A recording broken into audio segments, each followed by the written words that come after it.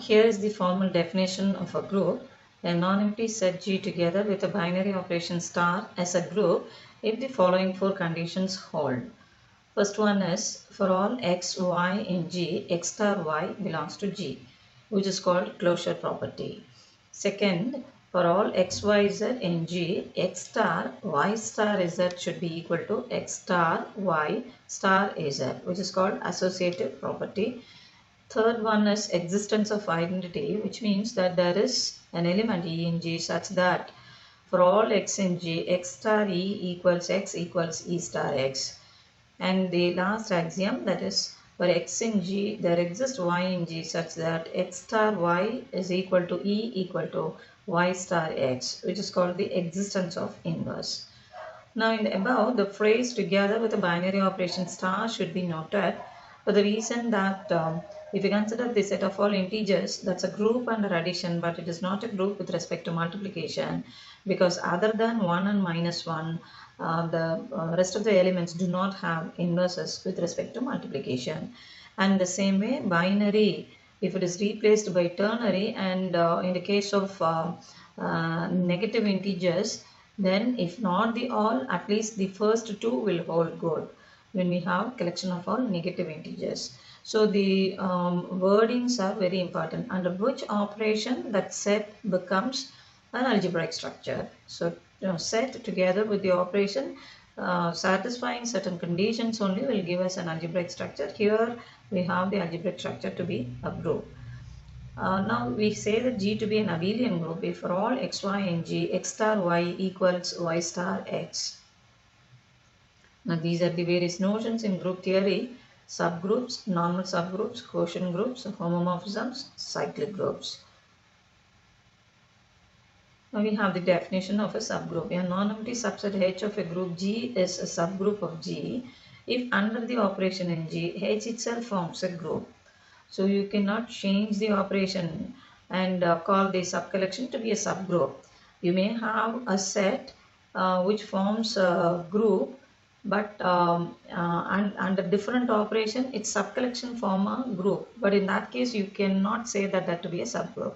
If the operation in the group as well as in the subcollection on which that you are defining the operation, both must be the same for it to be a subgroup. So if that is the case, then you call H to be a subgroup of G. Now, if we have H to be just a finite, just a subset, then in that case, the criterion for H to be a subgroup is for any two elements A, B in H, we should have A dot B inverse also to be in H. If it is finite, there is a concession that H will be a subgroup if and only if for AB belonging to H, you have A dot B also to be in H. AB in H should imply A dot B in belongs to H. So that means closure is enough for a finite subset to be a subgroup. Now we say that N to be a normal subgroup. Whenever N is a subgroup, we say that N is a normal subgroup if we consider G in capital G and N in capital N, implies that G and G inverse is an N. So in that case you say that N to be normal in G. When you consider this element to be somewhere else, say in a subgroup of G, then in that case, suppose that is say H, then in that case you will say that N is normal in H. So the word a subgroup N of G, that's very important, or N is normal in G. So the moment you have normal subgroup, the next concept that comes is quotient group. So for how that quotient group exists, for which we need to have a relation being defined on G, the given group, in this way: if N is a subgroup of G and AB are members of G, then we define a relation on G by A is congruent to B mod N if and only if A dot B inverse belongs to N. If A and B are in N, naturally this will be a member of N because N is a subgroup. But here remember that A and B are members of G, and on G only this relation is defined.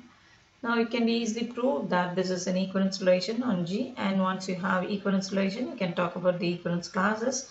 The union of all these equivalence classes will give rise to your G itself, and where each congruence class of an element G in capital G is defined in this way.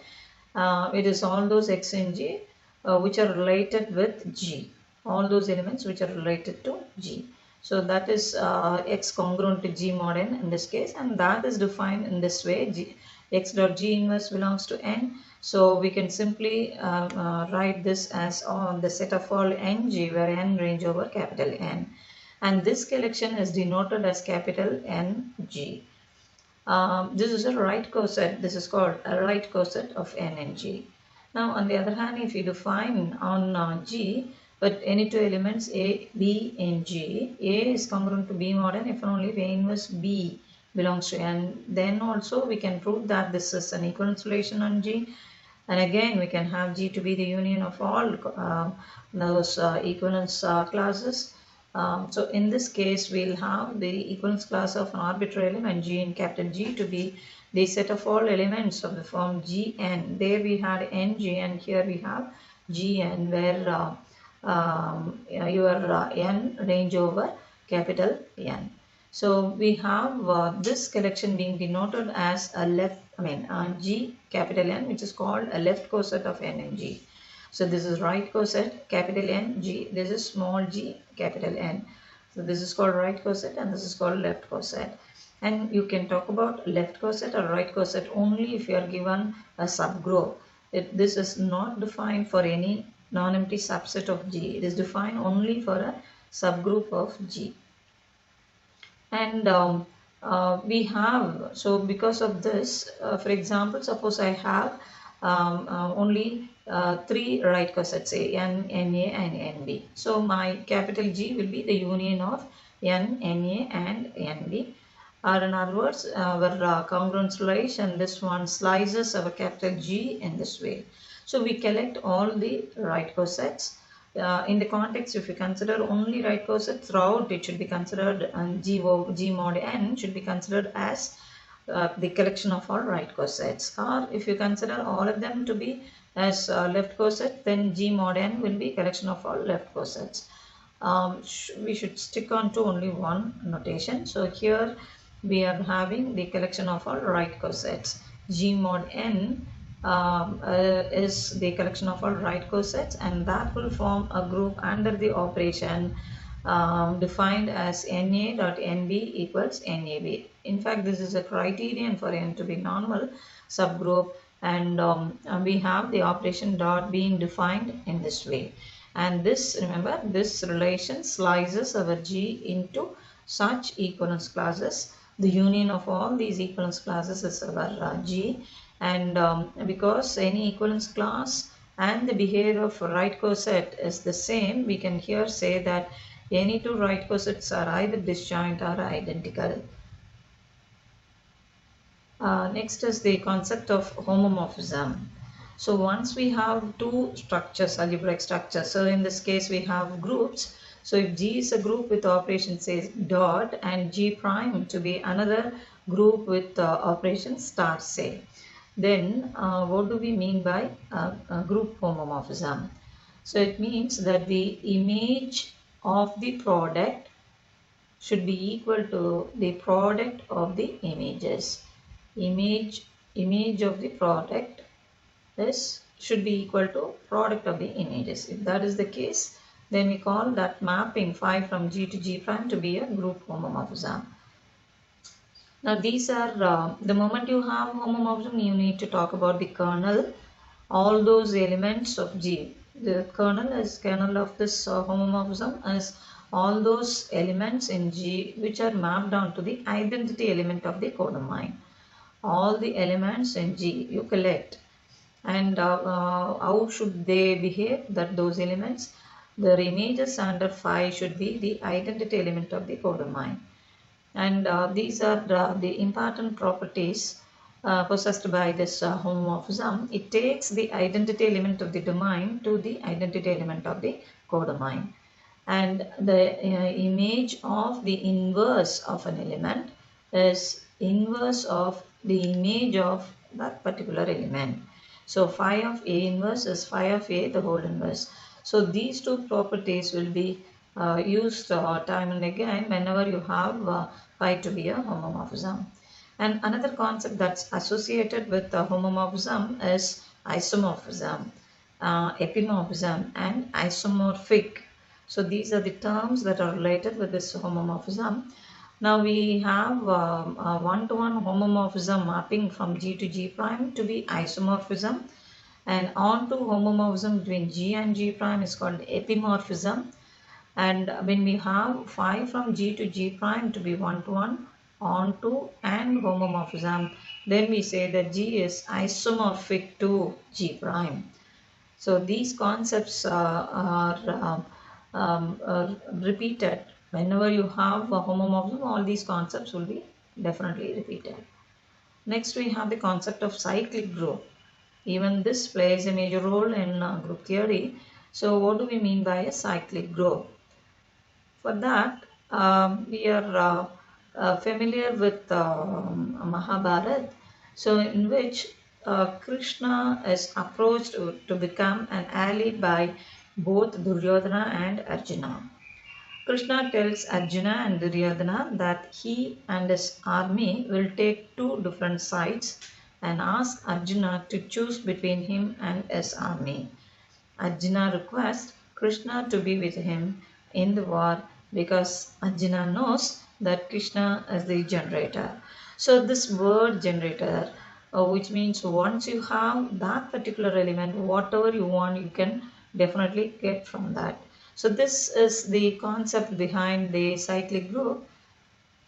A group G is a cyclic group if there is an element A in G such that every element X in G is written as some integral power of A.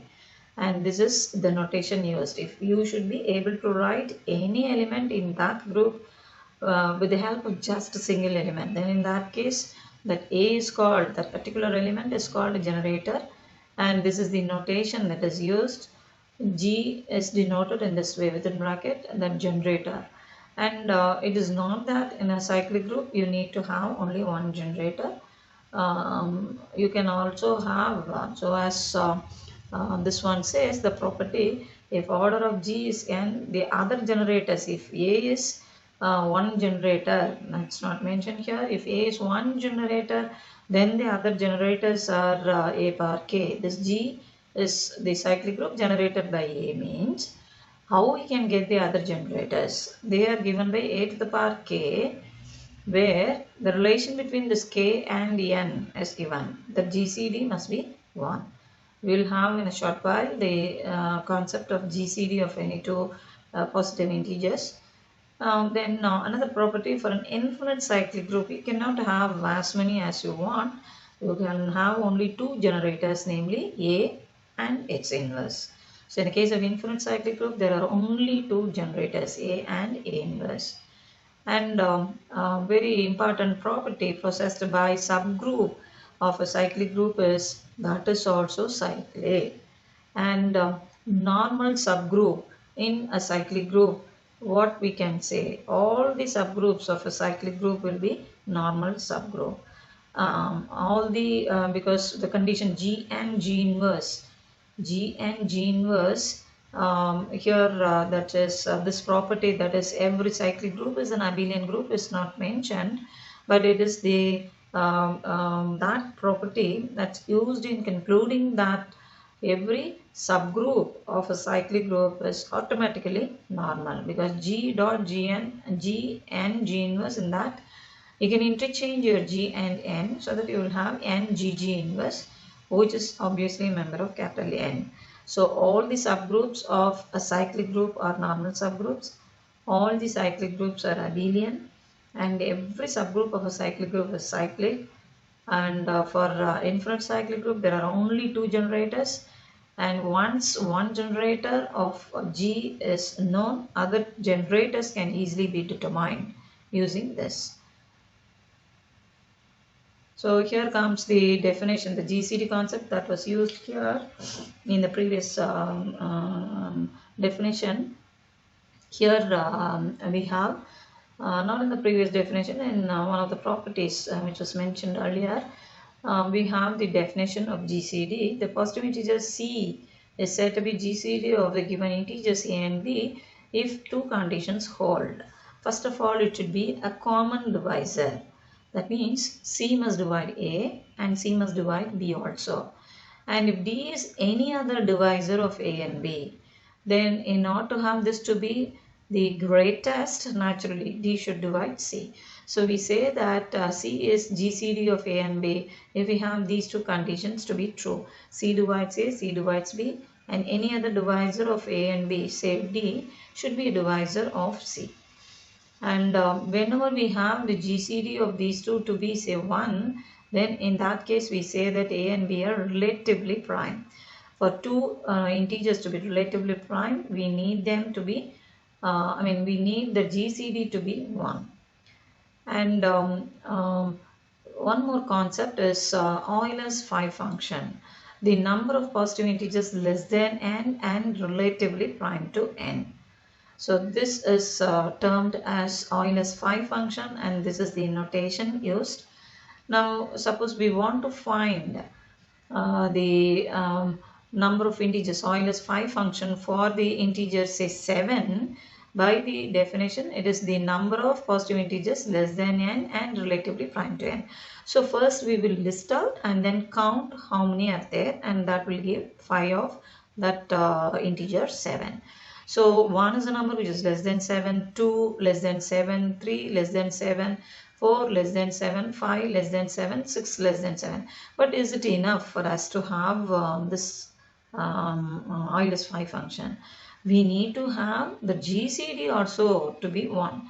So 7 being a prime number, definitely the GCD of GCD with 7, all these numbers will have the GCD to be just 1 only, because they are all relatively prime with 7, because these numbers are less than 7 and 7 is a prime number. So phi of 7, there are 6 elements. So Euler's phi function of 7 is just 6. In fact, we can note that from number theory that phi of any prime number is p minus 1. Now on the other hand, if you consider the integer 8, then in that case you can list out all these numbers to be less than 8, but not all of them have the GCD with 8 to be 1.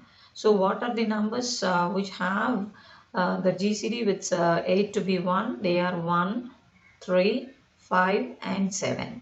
So the GCD of 1, 3, 5, 7 with 8 being 1, we conclude that Euler's phi function of this number 8 is 4. Now we have this theorem: if n is a positive integer with prime factorization, this is fundamental theorem on arithmetic, that is any n can be written in this way. So once we have the representation of n in this way, then the Euler's phi function of any integer is given by this expression, and that is p1 power e1 minus p1 power e1 minus 1, the product of this with similar expression with pi is being replaced by 2, 3 and so on up to k. So these theorems in Galilean book you would have mentioned that theorems are labor saving devices. So when we have problems, such types of theorems, at least the statement are to be remembered. And this table gives phi of n when your n ranges over 1 to 100. So how this table is to be read? I want to find phi of 7. So here we found, so phi of 7 is 6. Phi of 8 is 4. Then in the same way, phi of 41, it is 40, 41 being a prime number. And phi of 43, again 43 being a prime number, we have phi of 43 to be 42. So this table gives only up to 100 the Euler's phi function of those positive integers. So in the upcoming videos, with these small notions, we shall have fascinating examples of various groups.